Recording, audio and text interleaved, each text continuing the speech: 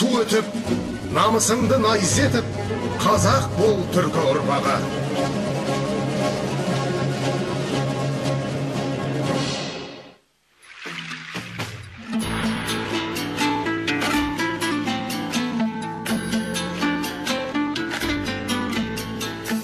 Кештер қадірлі ағайын, Шалқар ұлттық арнасының тікелей әуе толқынында өздеріңізбен бірге қазақ бол хабары, студияда Мақсат Рамазанұлы, ал сізбен бізді байланыстырып әуенмен әрлеп отыратын Ербол Ерсінұлы. Біздің бүгінгі тақырыбымыз қазақ әдебиетінің бүгінгі даму бағыты тұрғысында болмақ. Осы орайда әңгімеміздің негізгі өзегі қазіргі таңда біреулеріміз қазақ әдебиеті қарыштап дамып келе жатыр деп айтамыз, ал екіншілеріміз жоқ, керісінше дауыл алдындағы даладай тыншып тұр деген пікірдеміз. Сондықтан осы екі сауалдың аясында біз бүгін пікірталас жүргізіп, хабарымызды, яғни осы тақырыпқа арнаймыз.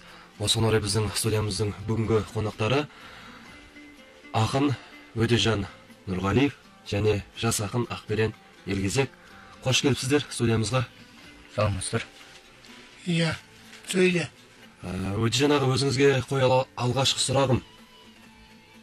Қазір әдебиет бар ма өзі? Әдебиет бар ма, жоқ па? Мен бір өлең оқиын, сол өлеңнен сен байқарсың. 50 жыл бұрынғы өлеңім ғой, сол бастаймын солай. Сол тіл өлгенде деген өлең ғой, тіл өледі. Қазір өлген тіл біздің пайдаланып отырмыз. Латын тілі сияқты. Bir kese ұлы болған ғой. Шіркін менің, еркін елім, отаным, шал болсам да қызыңа батамын. Шыққан күн мен жүгіремін, жарысып. Күн батқанда мен де ұяма жатамын. Қаратымнан жел соқтырған салқын бел, жусап жатса, жабағыну жалтыр көл. 9 балдық толқыныңды сағындым. Тулатыңыз, алтын жел шайқаған кемелерден туса өлең. Жапырағымды жаңбыр менен жусаймен, ол өсерім, мәңгі жасыл еменім. Мен қарлығаш қанатыммен су себем. Таң атса да, күн батса да ояумын, егеменді қазақ елі аяулым. Тек сен үшін бояумен доллардың, жол картамның тозған жерін бояймын. Bir шумақ осы. Екінші шумағына кетейін. Әрі қарай, жалғайын. Zaman өтті, қайтейін, өтті кетті. Дәл осылай жазушем, өлеңдерім Алматыға асқақтап сыймай кетіп қойсам, Москваға барушем, өлеңдерім. Шіркін менің өлмейтін өлеңдерім. Сен өскен жас ұрпақ шал боп кетті. Өтекеңде оқымай өскен ұрпақ Алматыны түсінбей дал боп кетті. Қатты айтпасақ болмайды. Тіл білместер ана тілге оқ атып мал боп кетті. Алматы сайхан қала, сайтан қала деп жазғанда не айтты? Мақатаев, талай қаздар өтті ғой бұл өмірден, соның бірі Сәбет қаз. Ақатаев, ол да кеше бетінде бір газеттің Қаратайдың баласы мұхаңдатқан, белі бүкір алысқан, түкір дейтін мақаласын найзағып, сұқаңдатқан, мақаласын жүрекке соққан батыр, кеше өзіндей біреуді жыққан батыр, енді бүгін өзіл, сол найзадан тақыламақан шөлінде сұлап жатыр. Көкектен басқа құсы жоқ, көкпектен басқа шөбі жоқ, мафиядан басқа аңы жоқ, атудан басқа зары жоқ. Өлер жерін білмейтін қос сауырлар, барар жерін сон мекен, тақыламақан. Айттық, құлақ қалмеді ғой. Жоқтық шіркін тілдерді көрмеді ғой. Үшпенде қылымын оққандар тілдің бүкір боларын білмеді ғой. Тілі бүкір болғанның белі бүкір, белі бүкір болғанның елі бүкір. Ел түзеліп кеткенмен бел түзеліп, тіл түзелмей кетерін білмеді ғой. Ажал келіп менің де жарымды алды. Жарымды емес, қолдағы барымды алды. Атылмайтын оқ қалды пистолетте, сатылмайтын ақшаға арым қалды. Олар болса бар оғын атып кетті. Жатар кезде түрмеге жатып кетті. Егемендік келгенде тасқа айналып тас кемесі теңізге батып кетті. Ажал келіп қойнынан жарды алады, арт жағында еңіреп шал қалады. Шал да болса өлеңмен ақша сұрап, арсыздарға баруға алдырады. Ажал келіп қойнынан жарды алғанда, арт жағында еңіреп шал қалғанда, шал да болса өлеңмен ақша сұрап, айуандарға баруға арданғанда, халқым маған өтеке жазба дейді. Жазудан көрген сорың аз ба дейді. Шындық маған 70-те жетім болдың, жетім дедің, жүрегін қозға дейді. Жүрегі өлген қаздарым, тасқа айналған, көзімдегі қуаныш, жасқа айналған, кәрі қайнар су алды көзімдегі, жас қайнардан, шейін жас қайнардан. Қаңқылдаған қазым бар жүрегімде, қайта оралар жазым бар жүрегімде. Жүрек түрі тұрғанда, қалай өлем қазақ дейтін әлемнің ұл елінде. Өтірікпен шындыққа кезек малтып, өлең кетіп барады қаздай қалқып.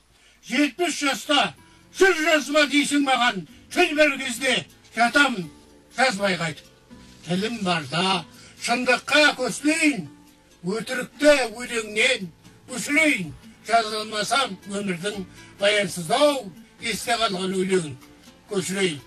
Әуеле бас қосқаным жағалбайды, жағалбайды жылқысын бағалмайды. Менің жылқым өлеңім, өлең барда қаламды қолымнан алалмайды. Ажал келіп қойнымнан жарғанады, жүректегі жырымды алалмайды. Беттен алып бетбақтар беткеседі, еттен алып етімнен ет кеседі. Қарсы алдымда ақ қағаз бетім шындық, шал мен шындық осылай беттеседі. Оқи берейін бе? Шал мен шындық осылай беттеседі, тілі өлгендер шындықпен шеттеседі. Тілім маған жар еді, жар басында, от басында, жар өлгенде ошақтан от көшеді. 70 жасқа келгенде жар өлмесін, қайыр сұрап бетіңнен ар өлмесін.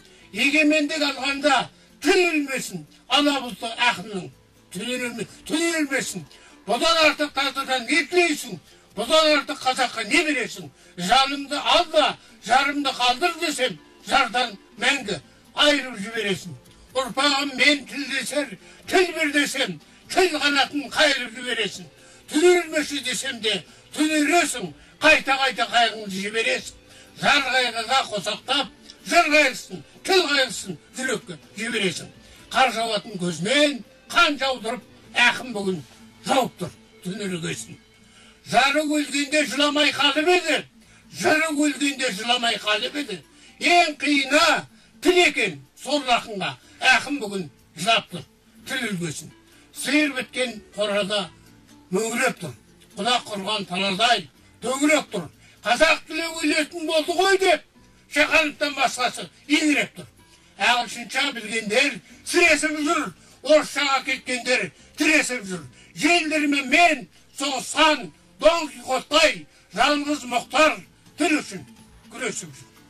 Алғашқы сұраққа жауабыңыз осы ғой, Өтежан аға.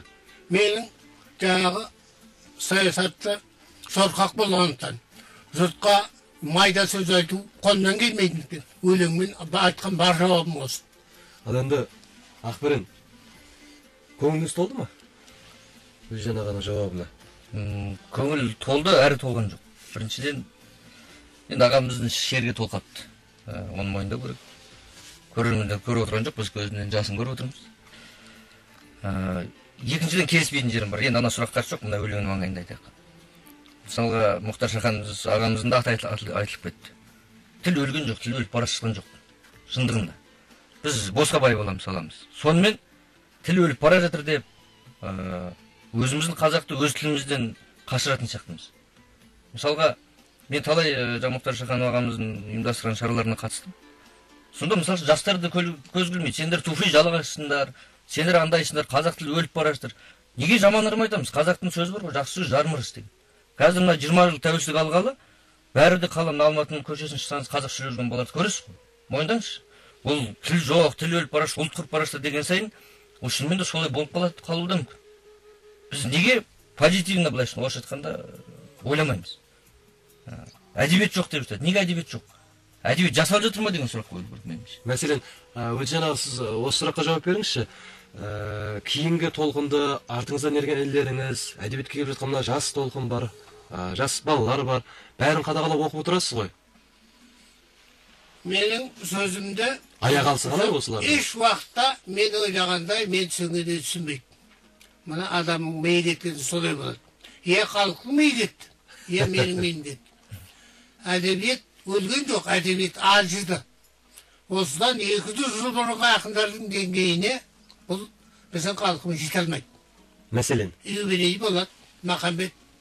Баяғы осыдан 200 жыл бұрынғы Ноғайдың поэзиясы, Махамбет деген. Ол өзіне қызмет етті өзінің заманына. Мына заманға Махамбет қызмет етпейді. Бұл заманға Шахалов қызмет етеді. Шахалов кең сенім тілімен сөйлейді. Әдемі кәдімгі майда, халыққа ұнайтын. Поэзияның тілі, әдебиеттің тілі халыққа ұнау міндет емес.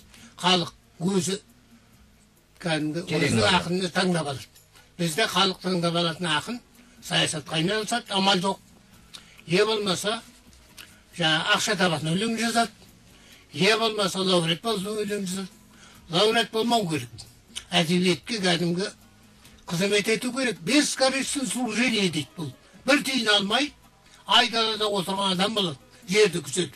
Осылай әдебиетті туын ұстайды. Әдебиеттің туын ұстайтын адам жоқ. Қазір. Ондай адам бар, бірақ ол өлгеннен кейін ғана белгілі болады. Міне 20 жыл болды, бір жас ақын шыққан жоқ әлі. Адам кәдімгі қуып жүріп іздеп, ұят болды, осының өлеңін білмейді екен. Қайдан оқуға болады сол өлең дейтін, бір ақын жоқ. Бір ақын бар еді, өлді жақында. 45 жасында менің інім табылды дейді. Сондай болу. Осындай ақын болады.